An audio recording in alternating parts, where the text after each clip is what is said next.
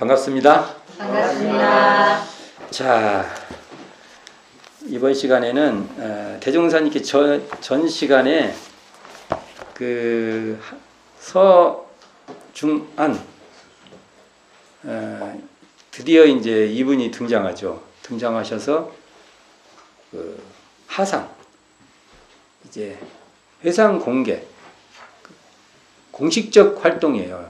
이렇게 말한 이유는 그러면 지금까지는 소태산 대종사의 행적이 비공식 활동으로 봐야 되는 거죠. 공식이라고 할 때 공식 비공식은 없죠. 대종사님 활동하면 다 공식인데 대회에 이제 간판을 걸고 활동하는 겁니다. 장사로 따지면 그냥 아름아름 이렇게 아유 그냥 참 솜씨가 좋습니다 해서 이렇게 팔다가 이제는 가게를 딱 하고 상회 이름도 딱 걸고 그리고 이제 그 신청도 하고 국가에 신청도 하고 그렇게 해서 이제 공식적 활동을 하게 돼요. 그게 이제 하산 요청이에요. 이게 그래서 이 하산 요청이라는 게 역사적 사건인 겁니다. 기다리셨을 거예요. 오랫동안. 왜 기다리셨냐? 아니면 준비를 그렇게 안 하셨지. 준비 많이 하셨거든.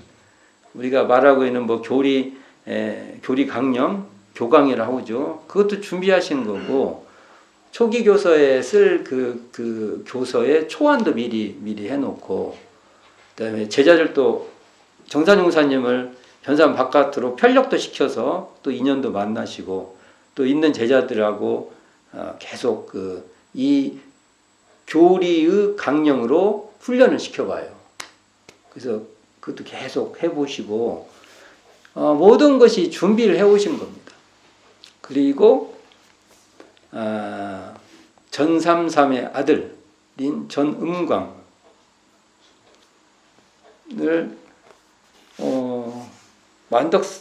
만덕암까지 가서 걸로 찾아와요. 찾아오게 약속을 한 거죠. 그러면 내가 간다. 그러니까 글로 와라. 그래가지고 거기를 가서 만나잖아요. 이게 전음광, 이게 전삼삼 전음광이라는 모녀죠. 모자죠, 모자. 모자를 만나서 결국은 이분들을 전주로 이사를 시켜요. 전주로. 정산정사님 보고 전주는 들르지 말고 가보라고 해놓고 또 실컷 전주로 이사. 그러니까 전주를 마음에 두고 계셨던 것 같습니다. 근데 지금은 가는 게 큰 의미가 없으니까 전주 바깥에서부터 인연을 찾아서 전주로 들어가신 거죠. 이런 과정을 다 이렇게 하고 계시는 거예요. 거기에 이제 서중안이라는 분이 제가 한번 회상을 공개하시는 일을 감당하겠습니다. 그랬잖아요. 감당하겠냐 물으니까 제가 뭐 물질도 부족하고 뭐 부족하지만 겸손하게 하시는 말씀이죠. 이렇게 하지만 그래서 서중환 님이 열반하시게 될 때 공자의 자공 같은 사, 나의 공자님으로 따지면 자공과 같다. 왜냐하면 공자님이 이렇게 수레를 끌고 돌아다니셨다고 하잖아요. 상갓집 개같이. 이렇게. 그러면 혼자 이렇게 투벅투벅 가는 게 아니에요. 일군의 큰 무리를 데리고 다녀요. 그러면 그 사람들은 뭐 먹고 살아? 뭔가의 경제적 뒤에 후원이 없으면 움직이질 못해요. 그냥 간단한 게 아니에요. 그와 같이 그러니까 자공이 없었으면 공자님 활동을 못했듯이 대종사님도 서중환 선진이 없었으면 이렇게 회상을 공개하기 어려웠다라는 표현이겠죠. 그게 그만큼 이 사건이 굉장히 중요한데 이거에서 이제 이렇게 상의를 할 거 아닙니까? 계획도 세우고 어떻게 하자고 이제 뭐 그냥 그럼 그 뒤부터는 많은 얘기들을 서로 어떻게 할 거니 우리가 하나 조그마한 장사를 하나 해도 뭘 준비를 어떻게 하고 그 다음에 어떻게 하고 막 그러는데 그때 소태산 대종사의 모친이 위독하다는 연락이 와요. 근데 이제 이게 참 추론인데 대종사님이 짐을 그 정세월 그러니까 서중환 부인이죠.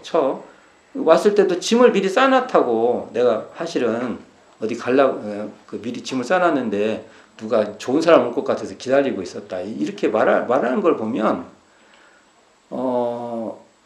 소태산 대종사께서도 모친의 그 상황을 인지하고 있었던 것 같습니다. 그러니까 짐을 이렇게 필요하면 빨리 이렇게 움직이려고 미리 준비해 놓고 있는 것 같고 전번에도 한번 제가 말씀드렸지만 유추지만 팔산, 일산, 팔산 김광선, 일산 이재철 이 두 선진이 이 급보 그러니까 누군가 와서 인편으로 지금같이 전화해가지고 핸드폰으로 이렇게 하는 게 아니잖아요. 말 그대로 인편 사람이 편지가 되는 거예요. 인편으로 오신 분이 그분들이 아닌가라는 추론을 해봐요. 이야기에 보면은 일사님과 팔사님에 대한 얘기들이 계속 나와요. 그때 나왔죠. 뭐 바닷물을 이렇게 가르고 가시고 이제 그 과정이 나와요. 그 과정에 대해서 좀 같이 살펴보도록 하겠습니다. 자, 교사를 펴보세요. 1063쪽 밑에서 이 한 달락 이걸 같이 한번 봉독해 보겠습니다. 자, 대종사부터요. 대종사 그의 말에 응하사 장차 정식 회상열 계획을 함께 의논하시더니 때마침 영광으로부터 모신의 경고가 온지라 겨울에 만날 것을 약속하시고 급히 금대기에 가시어 7월에 모친 상사를 당하시었다. 이때 각지 신자들이 문상차 영광에 많이 모이니 옥녀봉 도실은 너무 비좁아 대중을 수용하기가 심히 불편하고 또는 기지가 비습하여 영원한 교당 위치로는 적당치 아니하므로 이에 교당의 이축을 반론하시어 드디어 범현동 기슭에 새 터를 정하고 목조 초가 10간 1동과 8간 2동의 건축을 10월에 마치니 이것이 곧 영산원의 첫 건설이었다. 예, 참 오늘 좀 새로운 옛날에 제가 일도 없다 그 말을 처음에 들을 때 굉장히 낯설었거든요. 그리고 보다 하나도 없다 이렇게 하죠. 일도 없다 이렇게는 안 하잖아요. 근데 요즘은 이제 이게 일상 언어가 됐어요. 이제 일도 없다. 여기도 이제 우리가 보통은 10칸 한 동과 8칸 2동 이렇게 주로 있는데 우리가 10칸 이렇게 하니까 이것도 원래 맞네. 10칸 이것도 8칸 참 언어는 세월이 사람에 따라 바뀌는 것 같아요. 이렇게 자 여기 보면은 자 아까 말씀하신 것 같이 이 대충 그 흐름이 나오죠. 이렇게 준비하려니까 대종사가 모친 이게 연락이 와요. 누군가 연락을 가지고 온 거예요. 이건 가지고 온 겁니다. 그래서 가셔서 결국 어머니 대종사의 모친이 열반하시니까 이제 상이 생기죠. 상 우리가 관혼 상 할 때 상. 그 와중에 이제 그 구간 도시를 옮기게 되죠. 옮겨서 지금 우리가 영산에 가면 영산원이라는 게 생기지 않습니까? 영산원 있어요. 거기서부터 이제 영산이라는 이름이 발생합니다. 우리가 보통 영산 성지 할 때 이 영산원이라는 여기서부터 기원을 하는 겁니다. 우리가. 그래서 이 과정을 조금 더 자세하게 한번 알아봅시다. 145쪽 소태산 대종사 마음 따라 145쪽 펴보세요.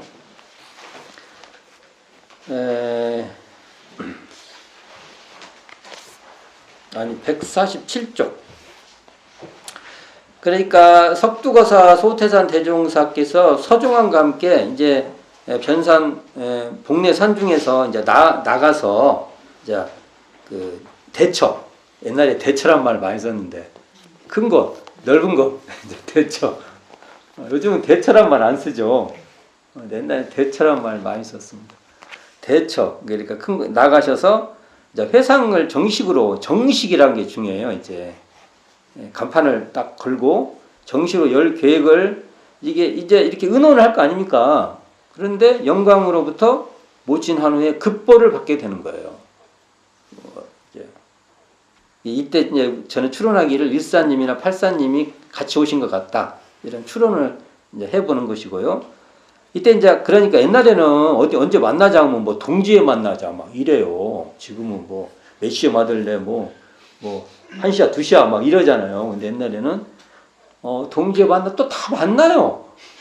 그러니까 이게 삶이 어떻게 사는 것이 옳은 건지 모르겠어요. 이게 여유롭게 만나요. 다. 동지에 만나자면 동지에 만납니다. 동지에 전주 완상동 전흥광 집 여기 이쪽으로 이사를 시킨 거예요. 여기서 만나자. 이제 이렇게 된 거예요. 그리고 이튿날 아침 문정규를 대동하고 급거 본댁에 가시 이렇게 되죠. 문정규 선진을 대동했다고 나오죠. 그러니까 그때도 한번 말씀드렸지만 제가 볼 때는 일산, 팔산, 이 문정규 이분이 동산이에요. 동산. 겨우 추나 추동할 때 이분들이 저는 같이 움직인 것 같다는 추론을 지금 해보는 겁니다.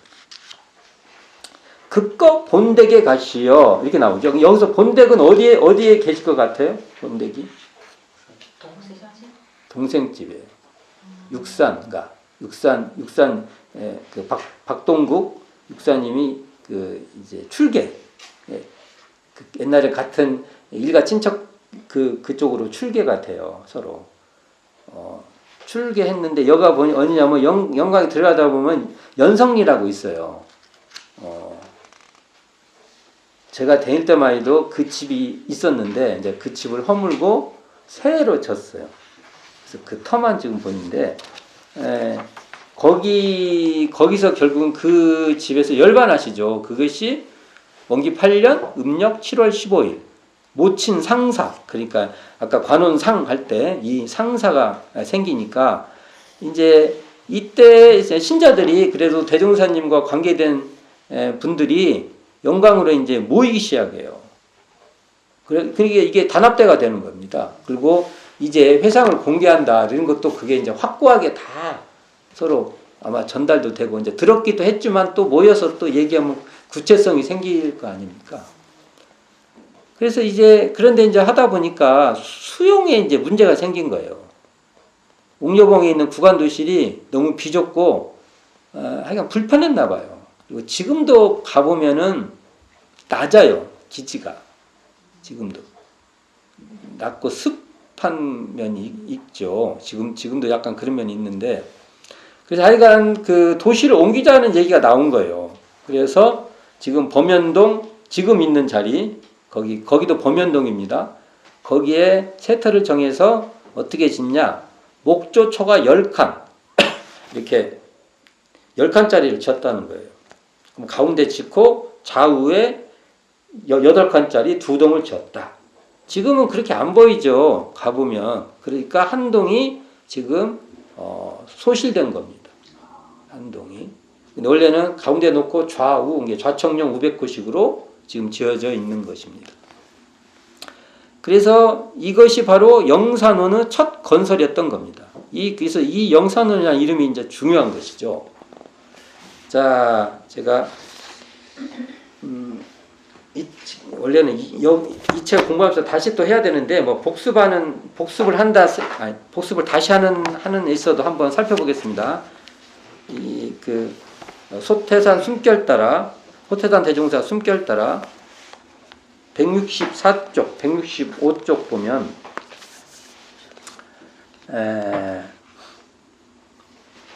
이 건물이 그러니까 이게 주인이 애매한 그 땅이었나 봐요. 그래서 신자성이라는 이 김광선 선진의 처조카 정도 그 관계가 되나 봐요. 촌수가. 이분이 여기를 관리하고 있었는데 원래는 그 어떤 장성 사람들의 그 선산이었는데 뭔가 옛날도 묵어버리면은 이제 후진들이 잘 안 되고 하면 그럴 수가 있어요.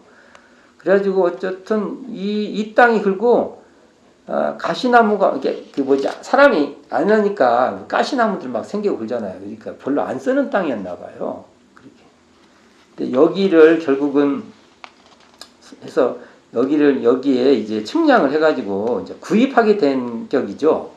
구입을 하게 되는데 하여간 뭐 말 들어보면 넉넉하게 구입을 했다고. 뭐 옛날에 참 지금같이 측량해서 하는 것도 아니고 뭐 기준으로 뭐 몇 보면서 막 하고 그러잖아요. 옛날에 그런 식으로 해서 아마 측량이 된 것 같아요. 그래서 이 땅을 해서 결국은 지금 영산원 건물이 있고 지금 영산원이 가운데 있으면은 우리가 보는 쪽에서 왼쪽에 학원실이라고 있어요. 약간 니은자라고 하죠. 기억자들도 볼 수 있고 니은자도 볼 수도 있지만 니은자로 합시다. 니은자 있고 똑같이 반대편에 식당채가 있었어요. 사진이 있어. 이게 어디냐? 168쪽. 제가 이게 크게 사진을 넣었어야 되는데 1940년대 사진인데 저는 이걸 구분해요. 이 사진을 보고 구분을 해 제가. 근데 여러분들 구분이 안 될 거예요. 근데 여기에 그러니까 좌청력 500km 건물을 지은 겁니다. 그러면 구간도시를 뜯어왔으니까 구간도시를 뜯어왔으면 우리가 농담으로 그러면 지금 상량문이 남아 있냐? 근데 이제 없어요. 그 과정은 잘 모르겠어요. 그리고 구간도시체에도 아래체가 있었어요. 아래체. 아마 이런 것까지 다 뜯어서 가져서 옛날에 목재들 다 써요. 그냥 막 버리는 게 아니에요. 그리고 이제 일부 부족한 부분을 줬을 거예요. 왜냐하면 이건 아래체까지 해도 2채밖에 안 되는데 여기는 3채잖아요. 그리고 더 크게 지은 겁니다. 크게. 그래서 우리 현재는 지금 식당채, 그 오른쪽에 식당채가 있었는데 그 건물은 지금 우리가 통행로가 돼 있는 겁니다. 거기 성기 가면 마당이라고 왔다 갔다 하는데 옛날에는 건물이 있었다. 이렇게 알아두시고 이 건물이 영산원이라는 이름이 이제 붙게 되면서 이제 이 길룡리의 그 원불교와 관련된 이 터전이 영상성지라는 이름이 붙게 됩니다. 근데 이 이름이 구체적으로 어떻게 해서 지어졌고 하는 것은 확실하지가 않아요. 근데 이 이름이 붙고 나서부터 그 부처님의 회상을 영산회상이라고 해요. 이것과 연관해서 지으신 건 확실한 것 같아요. 뭔가 옛날에 부처님 회상을 이제 다시 세운다. 이제 이런 이 개념 확실히 있는 것 같습니다. 이 말에. 그래서 영산원이라는 거 붙으니까 그 이름도 우리가 잘 아셔야 됩니다. 근데 이제 이게 재밌는 이야기가 있어요. 이것도 그냥 전해져 오는 건데 제가 재밌어서 그냥 여기다 적어놔 봤어요. 뭐냐면 대종사님께서 정산종사님하고 정산종사와 옥녀봉에 올라간 거예요. 옥녀봉에는 구름 잡으러 가는데 이날은 구름 안 잡으러 가셨어요. 그냥 올라가셨네요. 그래서 돛드레미 동산을 손가락으로 이렇게 가르치면서 저곳에 이제 새로운 터전을 지을 것이다. 그러니까 영산원을 짓는다고 하니까 정산종사가 어딘지를 정산종사는 그것뿐 아니잖아요. 아무리 해도 이게 여기 이렇게 가르쳤을 거 아니에요. 이게 그러니까 대종사님께 손을 탁 치면서는 누가 본다고 그만큼 근데 이런 거 보면 생각을 하고 계셨던 것 같습니다. 그러니까 지금 대학이 있는 터도 대전사님께서 말씀을 하세요. 거기다 이제 그런 것은 어떤 구상이 계셨던 것 같아요. 앞으로 여기다는 뭐하고 여기다는 뭐하고 하는 구상을. 근데 이제 조심하게 한 거죠. 여기를 보면 이때 이제 이걸 질라니까 이런 아이들이 동요가 있었다는 거예요. 돛드레미에 가서 죽을 망정 그런 짓은 않겠다. 돛드레미에서 신나게 한판 벌여보자. 이게 무슨 뜻인지 내가 잘 정확하게 모르겠는데 어쨌든 대종사님이 영산원이라는 이름을 지면서 무언가를 하려고 하는 의지가 여기서 일어났던 것 같고요. 여가 이제 주로 쉽게 말하면 옛날에 산자의 땅이 아니라 돌아가신 분들의 땅인 거였죠. 무덤. 무덤용으로. 그게 북향이에요. 조금 북향 쪽이에요. 북향 쪽. 그쪽이. 아주 북향은 아닌데, 아주 북향은 아니네요. 아주 북향은 아닌데, 그래도, 그게 옛날에 이제 그쪽에 무덤을 많이 썼던 것 같아요. 무덤을. 북향은 아니고, 한 북서 쪽을 바라보는 곳이 북쪽. 되게 바라보는 것이 동남쪽을 바라봐야 돼요. 사람 사는 데는. 근데 그게 약간 방향이 그렇게 돼요. 그거가.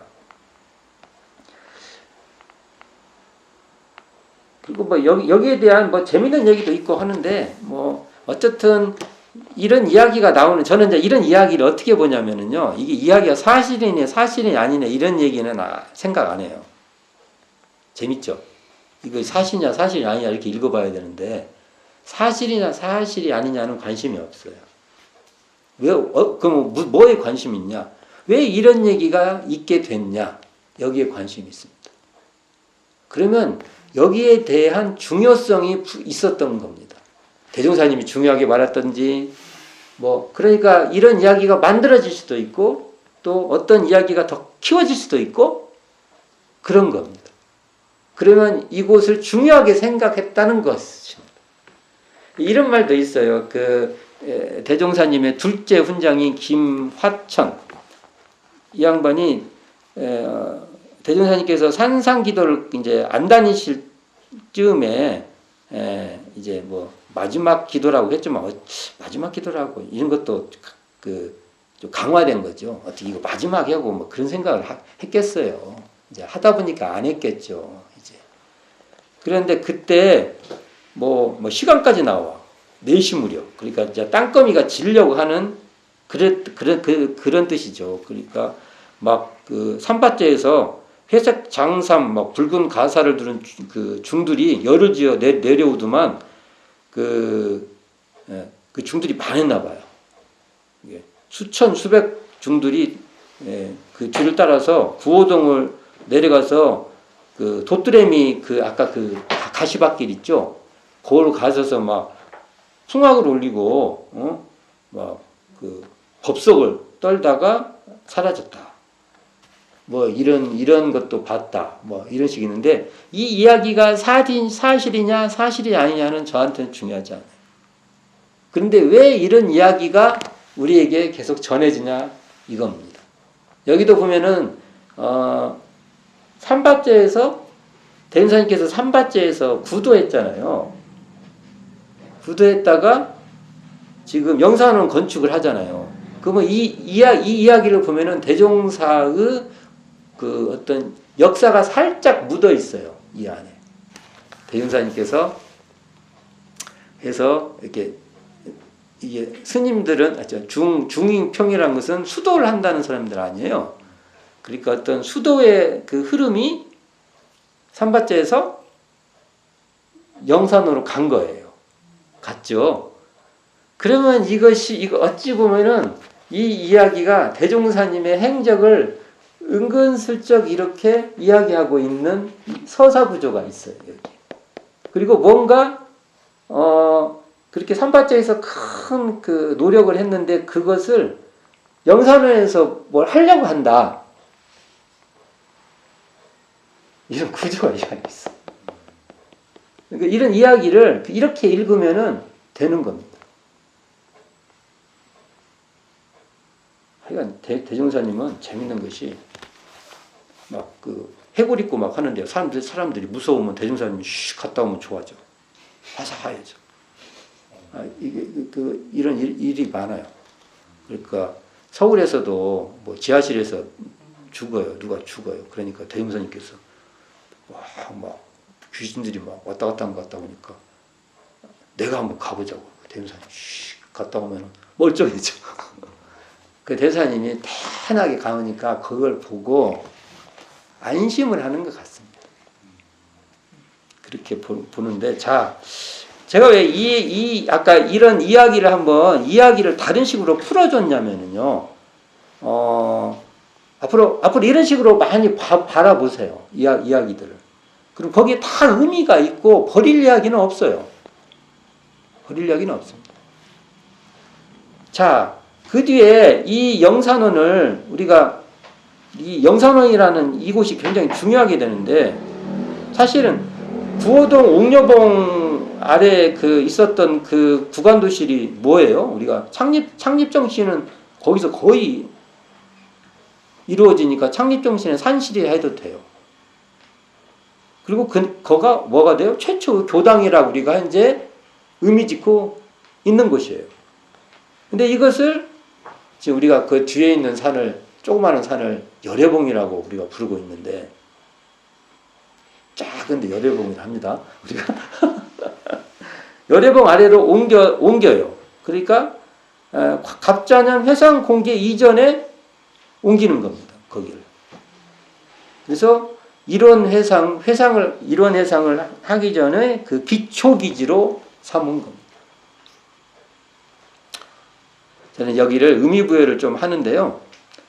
그래서 이걸 이론 해상의 기초 기지다, 요람이다, 이렇게 보는데요. 이곳을 이제 이 영산원이라는 이름에 의해서 이제 그 일대가 다 영산이라 되고, 그 주위를 또 영산원이라고 해요. 동산원자 써서. 그 집은 직원자 써서 영산원이라고 하고, 그 일대는 영산원이라고 또 하는 겁니다. 이것은 어찌 보면 이게 부처님이 회상을 썼던 그 전통을 이 시대에 다시 세우겠다는 그런 가치관이 들어있는 이름입니다. 그럼 우리식으로 설명을 해보면, 대종사님께서 물질 문명의 시대에 이제 정신개벽으로서 물질과 정신을 병행하는 그런 시대를 개척하겠다. 그러니까 과거의 불법의 전통을 이제 이런 판이 다른 곳에 이제 펴보겠다. 이게 깨달음의 진리 있죠. 이 진리 이렇게 펴보겠다라는 그러한 이름이 붙어 있다. 이렇게 해석해 볼 수 있습니다. 안 그러면 그냥 이사만 한 겁니다. 좀 수용을 좀 많이 늘리려고. 근데 제가 이 영산원이라는 이름으로 우리가 좀 그 뜻을 좀 확대해 볼 필요가 있다. 그럴 때 원래는 또 대종사님 쭉 이어오는 이름하고 어울려요, 그게. 그래서 왜 영산원이라고 했을까라는 것을 좀 더 우리는 의미 있게 한번 해석해 볼 필요가 있다. 그렇게 봅니다. 그리고 이제 그 뒤에 한번 읽어봅시다. 11월에서부터요. 11월에서 저 뒤에까지 다 한번 읽어봅시다. 11월에 대종사 일을 거쳐 전주로 가시어 박고장 이청춘 등이 주선한 10여 가의 집을 임시 출장소로 정하시고, 회상 공개에 관한 취지 규약을 작성 인쇄와 재반 준비를 서준원에게 일임하신 후 옥내산에 돌아오시었다. 대종사 그동안의 취지와 경과를 백학명 주지에게 말씀하시니, 그가 크게 동감하여 자신의 새 임지인 내장사의 일부를 빌려드릴 터인즉 거기에서 취지를 실현해 보시라고 제의하였다. 대종사 말씀하시기를, 사찰은 공유라 어찌 한두 사람의 생각대로 되리오마는 될 수만 있다면 미래 불교의 많은 서방이 될 것이라 하시고 우선 송교 등 5인을 대장사로 보내시었다.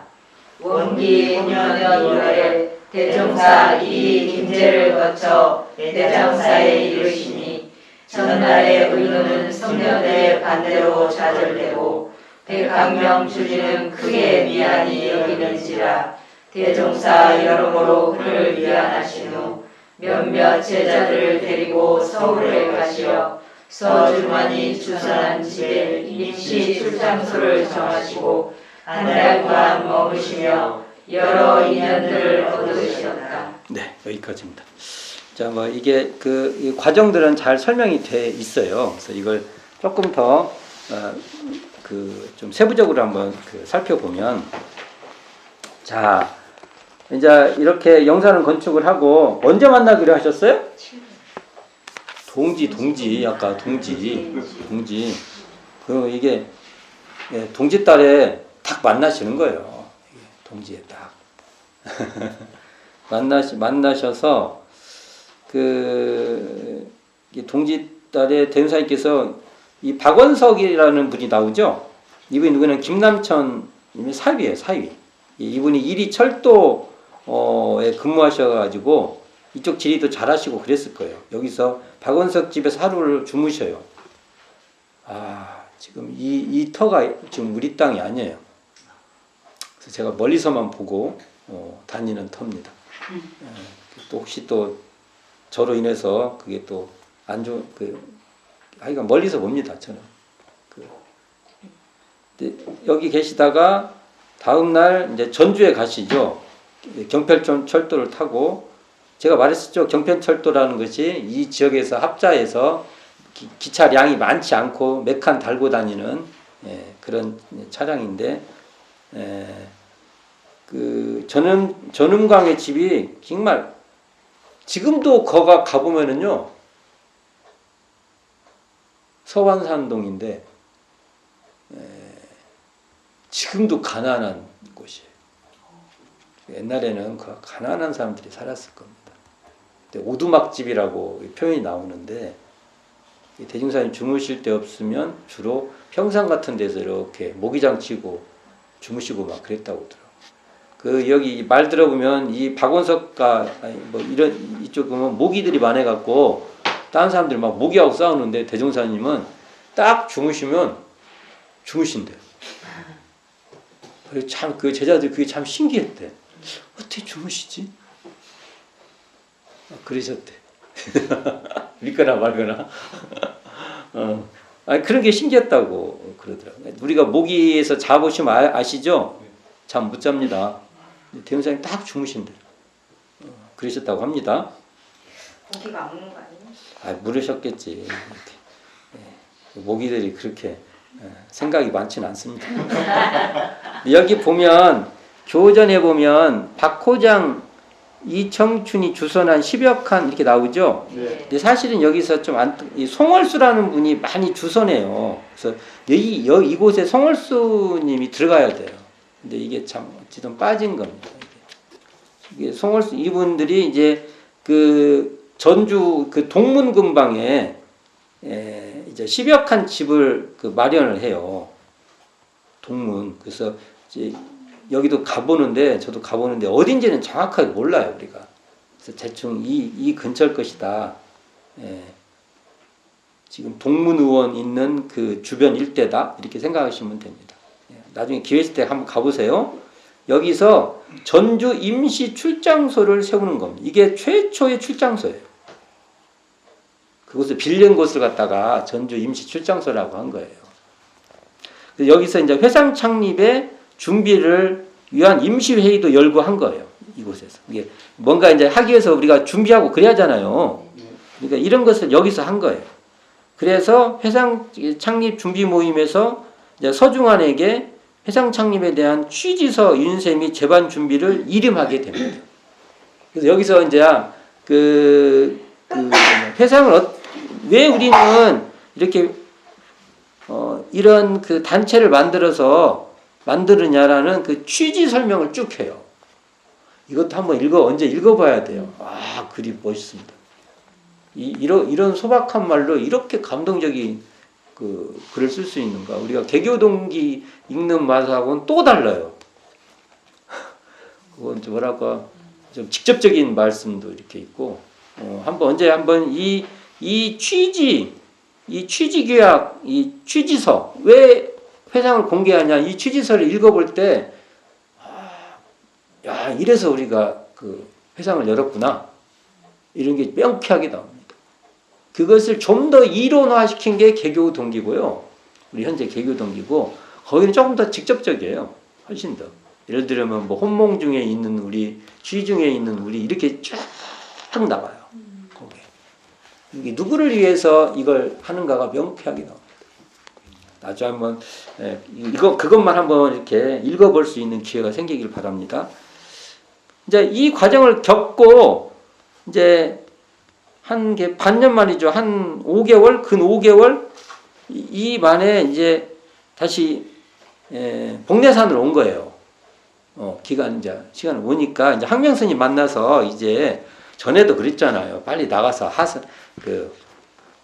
회상을 열어라 이렇게 권유하고 했으니까 이제 이제 하산해서 이제 회상을 공개해서 이제 공식적으로 이제 하겠다는 이야기를 하니까 항명스님께서 자신도 새 임지인 내장사로 가게 되니까 같이 해보자. 같이. 합작. 그러니까 동업이요, 동업을 해보자.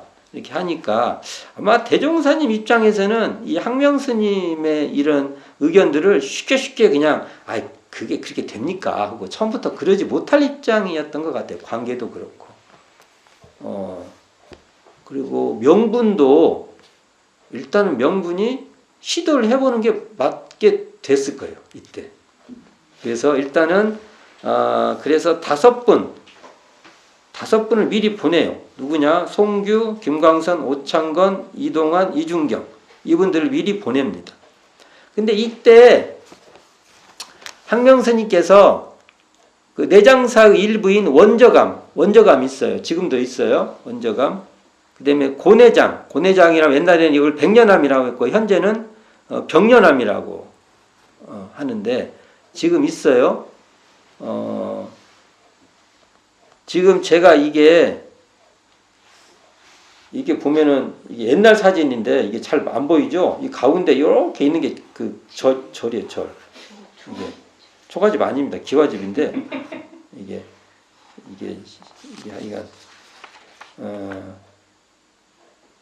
근데 아니나 다를까 그 사찰이라는 것도 우리나라 사찰 좋은 점이 이런 겁니다. 사찰이 굉장히 회의 문화예요. 회의. 이걸 보고 사찰의 그 구조가 전부 다 그 몽골리안들의 그 시스템하고 좀 비슷한 면이 많아요. 그래서 이런 사찰 상가라는 시스템이 어떤 그 1인 그 집중 시스템이 아니에요. 이걸 보고 부처님이 몽골리안 계열에 더 가깝다고 주장하는 학자들이 많이 있습니다. 이 문화 현상을 봐도 어릴 때부터 습득된 그 체제로서 갈 것. 과연 부처님이 아리안족 계통이냐, 몽골리안 계통이냐라는 그 주장에 대해서 저는 몽골리안이라고 봐요. 여러모로. 사실은 지금은 네팔이나 이런 데는 석가족을 볼 수가 없어요. 석가족을 볼 수가 없죠. 석가족은 아마 그때 말하잖아요. 점령당하잖아요. 부처님 당대 때. 그때 거의 아마 멸족에 가까운 아마 그 과정을 밟았을 거예요. 그렇게 봅니다. 그리고 이제 있다고 해도 오랜 그 시간과 함께 그 이제 혈통들이 거의 이제 수합돼 버리지 않습니까? 근데 이런 회의 문화, 여기서 보면은 사찰은 공유라 나오죠. 공유. 어찌 한두 사람은 생각대로 되리오마는 될 수만 있다면 미래 불교계에 많은 서광이 될 것입니다. 이 말에서 이 좋은 말이에요. 이게 한 사람에 의해서 이렇게 되는 구조가 아니다. 이게 좋은 뜻이에요. 이게 비꼬는 말 아니에요. 이게 사찰이라는 것이 그 아무리 뭐 어떤 사람이 영향력 있다 해도 이게 그 합의, 이게 회의. 그래서 이런 것이 뭐 우리 보면 우리 역사에 보면 화백제도 같은 것이 그 아까 이런 회의하고 비슷한 겁니다. 그렇게 봐야 될 겁니다.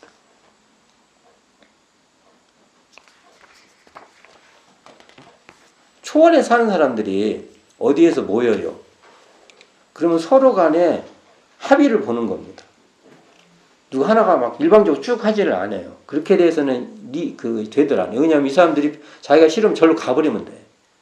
그러니까 합의 문화가 아주 발달되어 있습니다. 이게 아마 불교에도 그대로 들어온 것 같은데 여기 원저감 고내장 가시면 내장사를 가시잖아요.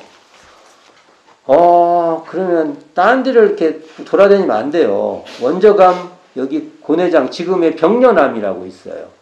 여기를 가보셔야 됩니다. 딴 데 갈 거야 되게. 단풍에 빠져서 거기도 단풍이 좋아요. 그러니까 나중에는 이쪽으로 가보세요. 이쪽에. 네. 예. 그래서 이제 다시 이제 이런 거에서 대종사님도 이제 그 내장산에 가시잖아요. 내장산에 가셨는데 어떻게 되세요?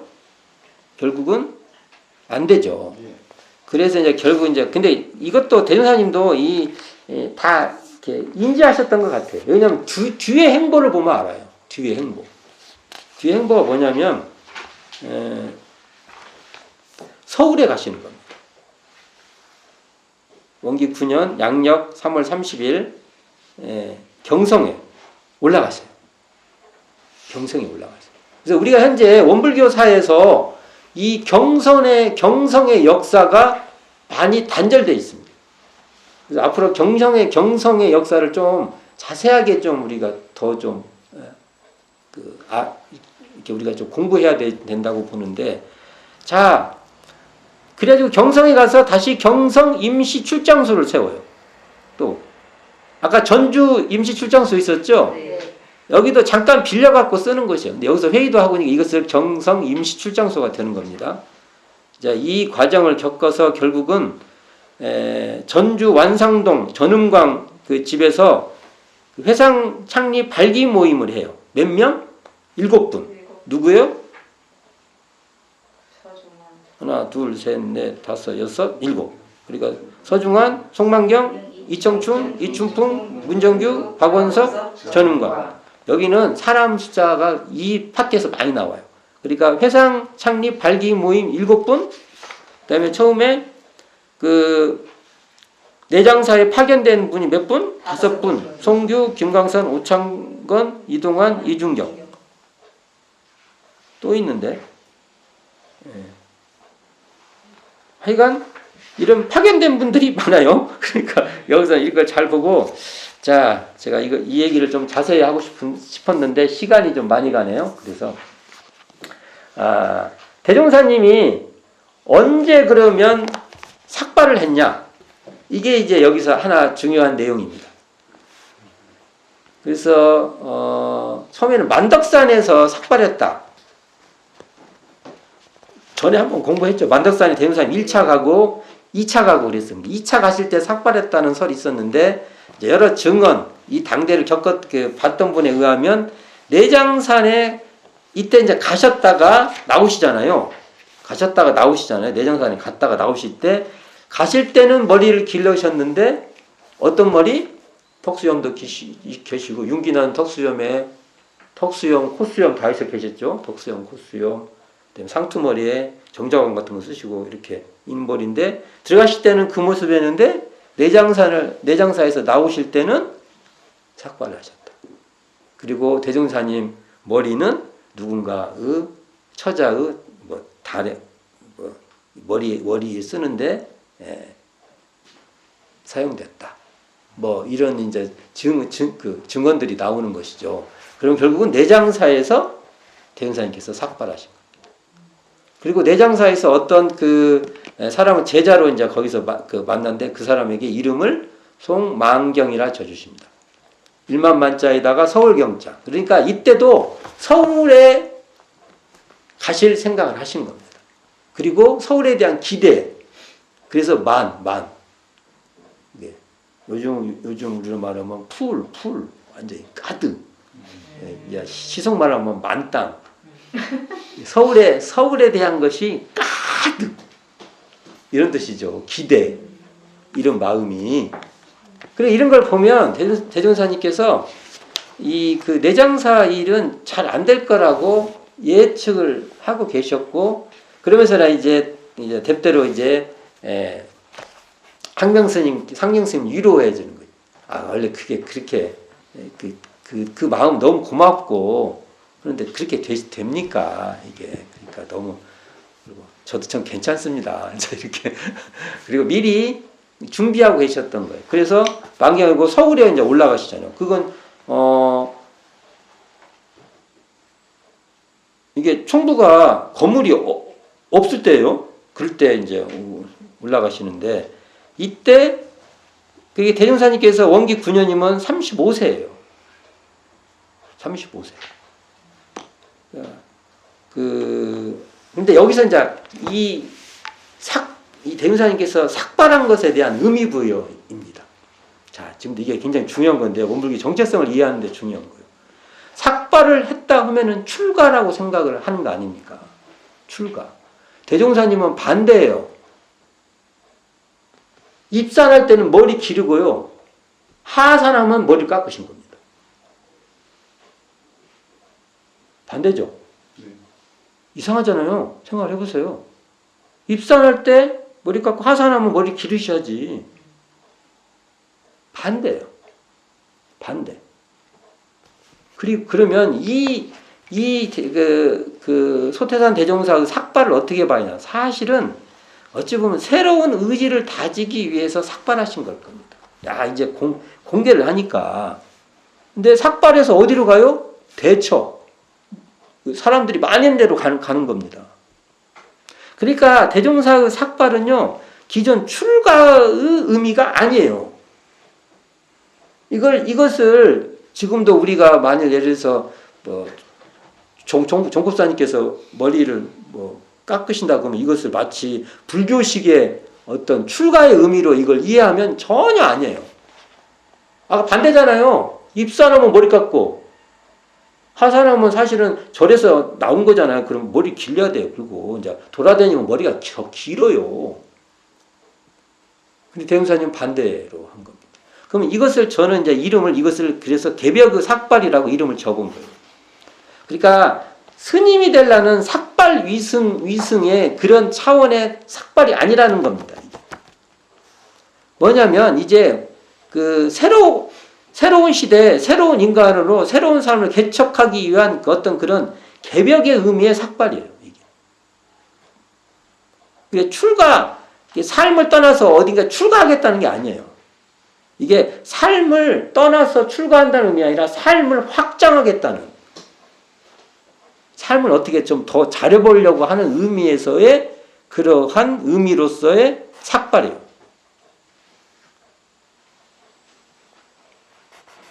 그러니까 이게 저희들이 그러니까 대종사님 이 의미에는 이게 과거의 불교에서 불교를 삭발해버린 거예요. 다. 어떤 의미에서는. 그리고 미래의 불교로 나아가겠다. 그래서 이게 대종사님께서 방언공사 하는 와중에도 이런 말을 해요. 참 이게 저는 인상적인데, 도학과 과학을 병진한다. 도학과 과학을 병진하여 참 문명세계를 열리게 하고 동가정이 골라맞아서 공부와 사업이 병진되게 하고 모든 교법이 두루 통합하여 한 덩어리 한 집안 만들어 서로 넘나들고 화하게 하여 모든 점에 결함이 없게 하려니까 바쁘다고 해요. 바쁘다고. 이게 이 회상을 열겠다는 것은 이런 것을 하겠다고 하시니까 대종사의 삭발은요, 사실은 출가 의미로 이해하면 안 되는 겁니다. 근데 재밌는 건 이 시대에 지식인들이 삭발을 했어요. 이 시대 지식인들이. 뭐냐? 뭘 새롭게 이렇게 하려면 삭발을 했어요. 이때의 삭발은 싹 이렇게 그 삭발이 아니고 머리 짧게 자른 겁니다. 소태산 대종사의 이 삭발을 그렇게 우리는 이해할 필요가 있다. 저는 이게 봅니다. 왜냐하면 이 삭발이라는 것은 세회상 건설이기 때문에 그럽니다. 공개로 하는 것의 상징적 의미예요. 이게 삭발이라는 것이 소태산의 삭발이라는 게. 그래서 이거 이름을 굳이 지으면 출가하려는 삭발이 아니에요.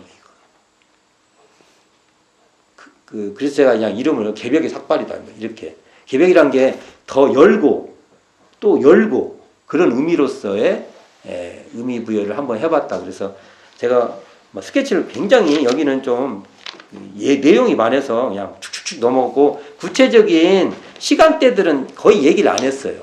얘기를 하면 머리가 더 아플 것 같아갖고 여기 읽어보시고 여기 보면은 막 달별로 막 바뀌어요.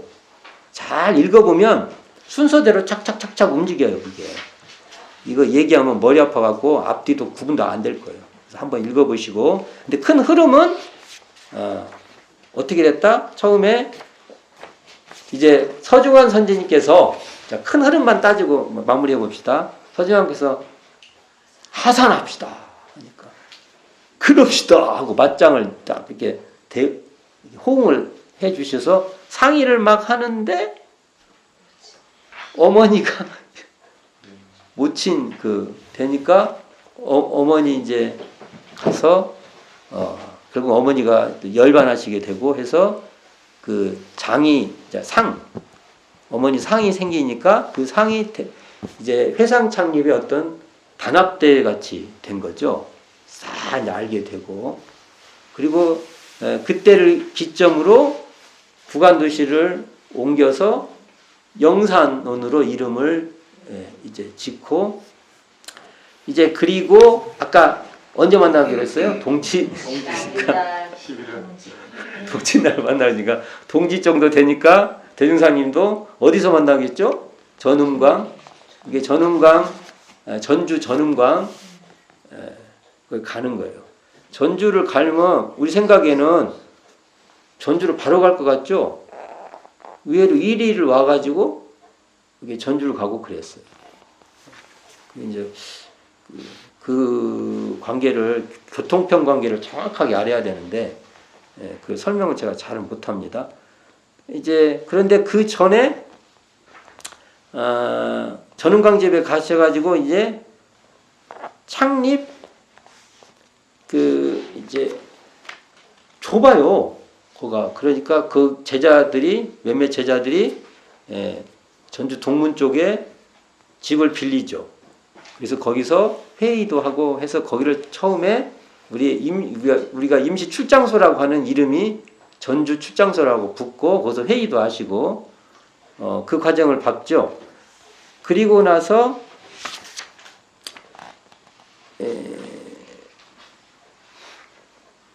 그 준비를 그 서중환님께 맡겨요. 아까 우리가 지금 뒤에 보면 취지 어떤 그 취지로 우리가 세회상을 연다 이런 것까지 다 준비를 하신 거예요.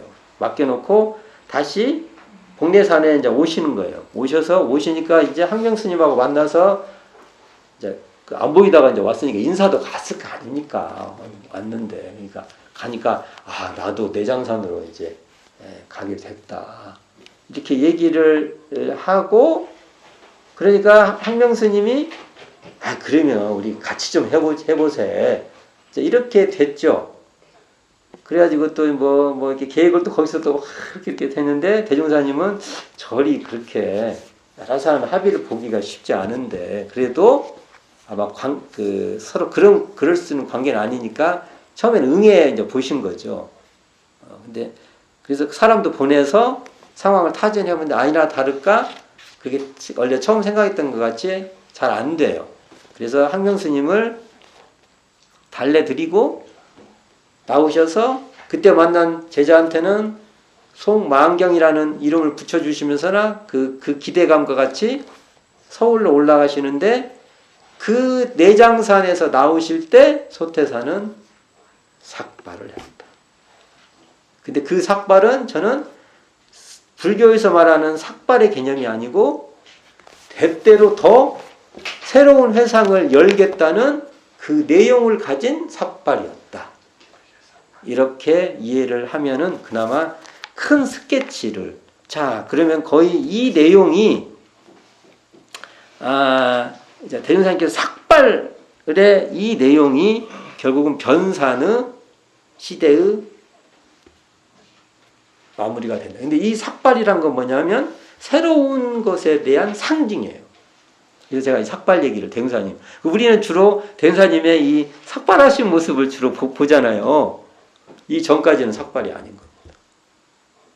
그래서 소태산의 삭발은 그 불교에서 말하는 대로 무엇을 놓고 세속을 떠나서 출세관으로, 그러니까 세속을 떠나서 출세관으로 간 게 아니고 사상적으로 말을 하면 대종사님은 입세관을 한 겁니다. 그게 머리를 깎은 상징이에요. 우리는 그러니까 나중에 종고사님이나 어른들이 머리를 깎으면은 더 입세관을 하려고 머리를 깎은 것이다. 이렇게 우리는 이해를 해야 이게 타당합니다. 안 그러면 이게 대종사님이 미래의 불법 얘기를 했는데 과거로 가버려요. 이걸 보고. 그러면 안 됩니다. 그리고 이것은 그 당대에 어떤 새롭게 시작하고 하려고 하는 사람들이 머리를 깎은 전통도 있습니다. 단순히 이게 불교 문화만은 아니라는 겁니다. 그렇게 이해를 해주시면 좋겠습니다. 자, 이번 시간 마치도록 하겠습니다.